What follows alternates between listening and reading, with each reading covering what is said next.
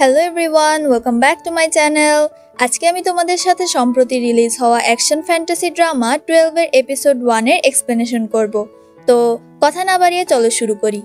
এপিসোডের শুরুতে আমাদেরকে শোনানো হয় যে একসময় দুনিয়া পুরো অন্ধকারে ডুবেছিল, যার কারণে অনেক দুষ্ট আত্মার জন্ম হয়। এরা দুনিয়াকে গ্রাস করে দিচ্ছিল। তখন পৃথিবীতে শান্তি আনার জন্য আলোর পক্ষ থেকে 12টি প্রাণীর শক্তিতে 12টি অ্যাঞ্জেলকে পাঠানো হয়। এই অ্যাঞ্জেলগুলো পৃথিবী থেকে অন্ধকারকে উজাড় করে, দুষ্ট আত্মাদের সাথে লড়াই করে তাদেরকে নরকের মুখে সিল করে এবং দুনিয়াকে আলোকিত করে শান্তি শৃঙ্খলা নিয়ে আসে। দৈবিক শক্তিধারী এই 12 অ্যাঞ্জেল বর্তমানে পৃথিবীতে মানুষের বেশভূষায় মানুষদের সাথেই বসবাস করছে। দৃশ্য পরিবর্তন হলে আমাদের প্রথম অ্যাঞ্জেলকে দেখানো হয়, যার নাম টেসান। ও টাইগারের শক্তিধারী ছিল। টেসান জেলখানায় ইয়াংসু নামের একটা লোকের সাথে দেখা করতে আসে। ইয়াংসু টেসানকে তার পরিচয় জিজ্ঞেস করলে টেসান বলে যে সে অ্যাঞ্জেল ক্যাপিটাল গ্রুপের সদস্য।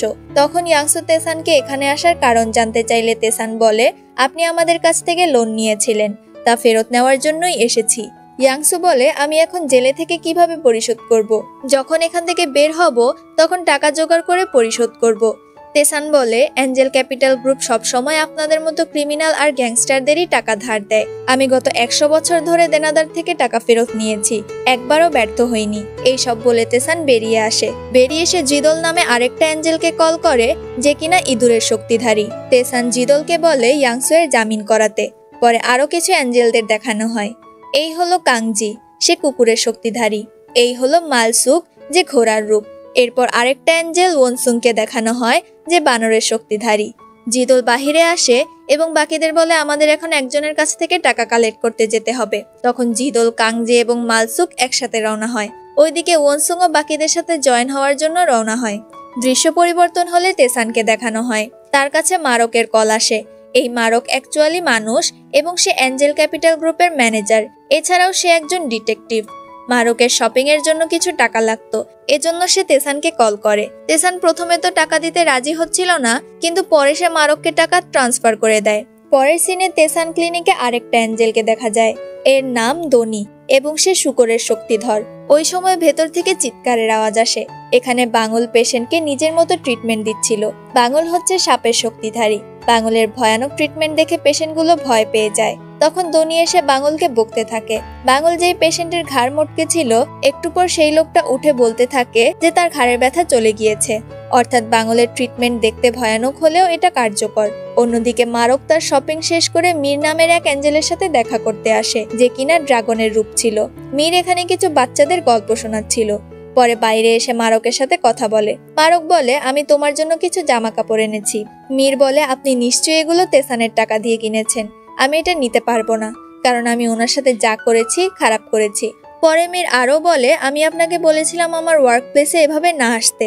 তখন মারক বলে, তুমি কবে ফিরে যাবে? 10 বছর ধরে তুমি আলাদা থাকছো। অ্যাঞ্জেল ফ্যামিলিকে একত্র করা আমার কর্তব্য। তখন মীর কিছু না বলে উঠে চলে যায়। মীর যাওয়ার পর মারক বলতে থাকে, ও স্বপ্নে কি এমন দেখলো যে এটা আমার থেকেও লুকাচ্ছে।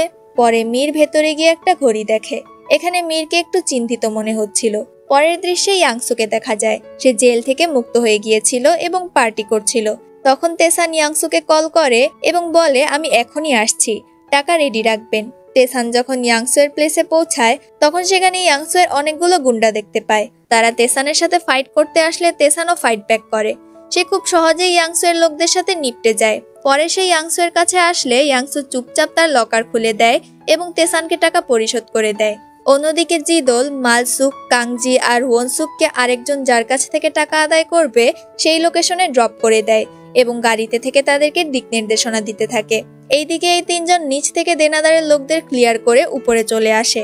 এখানে মালসুক, কাংজি আর ওনসুং তিনজনই অসাধারণভাবে সবার সাথে ফাইট করছিল। ওইদিকে দেনাদার তার টাকা পয়সা নিয়ে এখান থেকে পালিয়ে যাওয়ার ট্রাই করে, কিন্তু তখনই এখানে দনি চলে আসা লোকটা আর পালাতে পারে না এবং মালসুক এসে লোকটাকে অজ্ঞান করে দেয়। পরে তারা সবাই মিলে তাদের টাকা কালেক্ট করে। সিন শিফট হলে টেসানকে দেখা যায়, যে কিনা গুমসুন নামের একটা বৃদ্ধ মহিলার সাথে দেখা করতে আসে। গুমসুন তেসানকে খুবই শ্রদ্ধা দিয়ে কথা বলছিল। এই মহিলা তেসানের অ্যাঞ্জেল হওয়ার ব্যাপারটাও জানতো। তাদের কথোপকথনে জানা যায় গুমসুন যখন ছোট ছিল তখন তাদের এলাকায় সন্ত্রাসীদের প্রকোপ ছিল এবং তারা গুমসুনের পরিবার প্রতিবেশীদের ক্ষতি করত। তখন তেসান আসে এবং ওই সন্ত্রাসীদের উচিত শিক্ষা দেয়। ওই সময় হুট করে একটা বৃদ্ধ লোক এসে তেসানকে মারতে থাকে। সে বলে, আমি কতক্ষণ ধরে দেখছি তুমি ওনার সাথে নর্মালি কথা বলছো। বয়সে বড় কারোর সাথে কথা বলতে হলে তাকে শ্রদ্ধা দিতে হয়, এই ম্যানারটাও নেই তোমার মধ্যে। তেসান বলতে থাকে যে আমি ওনাকে ছোটবেলা থেকেই চিনি, এই জন্য এভাবে কথা বলছি, কিন্তু লোকটা মানতেই চায় না। পরে তেসান একটু লক্ষ্য করে বুঝতে পারে যে এই লোকটা মানবক একটা স্টোর ওনারের ছেলে ছিল এবং ছোটবেলায় বিছানায় কাজ সেরে দিত। মানবকও ভালো করে লক্ষ্য করলে তেসানকে চিনতে পারে। তখন সে খুবই অবাক হয় এবং খুশিও হয়। সে বলে, আপনি এখনো এত ইয়াং কিভাবে? আপনার তো বয়সই বাড়েনি। পরবর্তী দৃশ্যে মারককে পুলিশ স্টেশনে দেখা যায়। সে একটা নিউজ দেখছিল। এখানে খুদাই করে তারা অনেক প্রাচীন জিনিস পেয়েছে। তারা একটা পাথরের পর্যবেক্ষণ করার ট্রাই করছিল, কিন্তু তখন তাদের মেশিন এরর হয়ে যায়। এইদিকে একটা অন্ধকার জায়গায় কিছু অদ্ভুত লোকদের দেখা যায়। একটা লোক তার হাতে সামান্য কেটে পাথরে রক্ত লাগায়। পরে এখানে রক্ত ভ্যানিশ হয়ে যায় এবং কিছু গ্রিন লাইন দেখা যায়। এরপর ওই লোকগুলো একটা প্রিস্টকে বলে, আমরা ওগুইকে খুঁজে পেয়েছি। দৃশ্য পরিবর্তন হলে তেসানকে দেখা যায় সে অ্যাঞ্জেল ক্যাপিটালে ফিরে আসে এবং বাকিদের ডাক দেয় ডিনারের জন্য, কিন্তু কেউই আওয়াজ দেয় না, অর্থাৎ তারা এখনো ফিরে আসেনি। পরে তেসান আজকের উদ্ধার করা টাকাগুলো লকারে রেখে দেয়। ওইদিকে প্রিস্ট সেই অন্ধকার জায়গায় আসে এবং রিচুয়াল করে এই জায়গাটাকে খোলার চেষ্টা করে এবং এক পর্যায়ে সে সক্ষম হয়। তখন এখানে ওগুইকে দেখানো হয় যে কাকের শক্তিধর ছিল। আর এখানেই 12 ড্রামার এপিসোড 1 শেষ হয়ে যায়। পরের এপিসোডের জন্য সাবস্ক্রাইব করে পাশে থেকো। খুব দ্রুতই পরের এপিসোড আনার চেষ্টা করব। আল্লাহ হাফেজ।